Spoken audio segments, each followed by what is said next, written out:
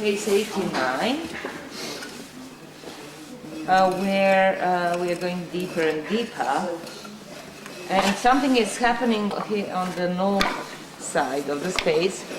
It seems that an earlier wall or a shoring wall of this building is appearing now. So this whole area had much harder deposits and drier deposits, and it was funny that it was that way. We didn't understand why, but it makes sense if this is the wall down below and the remains of eroded or partly collapsed wall, then that's why that area was so dry and different from the rest, because the rest was really a real fill of made of really positive materials.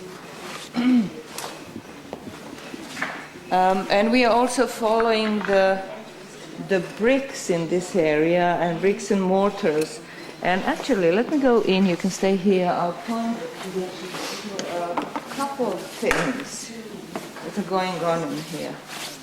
Like now we are more and more thinking that this was really an opening into like a crawl hole between this room and that room, because the bricks in this area are so irregular, and so they're not real bricks, they're just pieces of bricky material and plaster that were put in.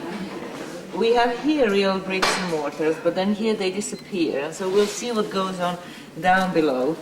But for a crawl hole, it's also known from Çatalhöyük that once they are blocked, like in this case it would be a blocked crawl hole, a big animal bones such as scapula would be put in, and this is what we have in here.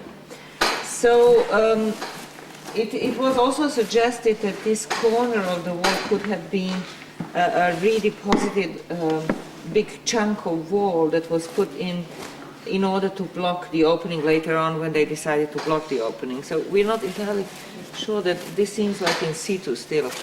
But this crawl hole, if it was that, was blocked for sure.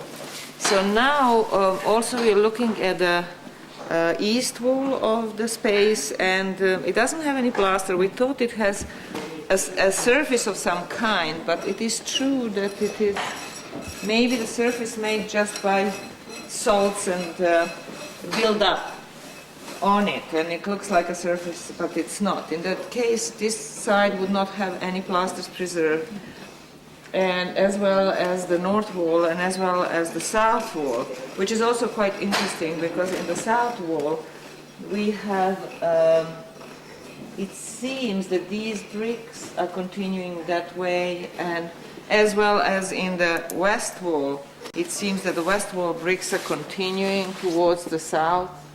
So it might mean that this whole area was part of a large house that went that way towards the south.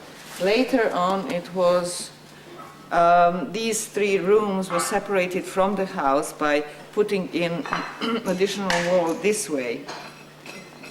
And it could mean that these walls were put in, the walls that go north-south were put in order to separate larger space of the house into three smaller rooms.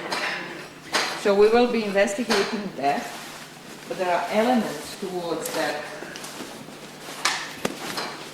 interpretation.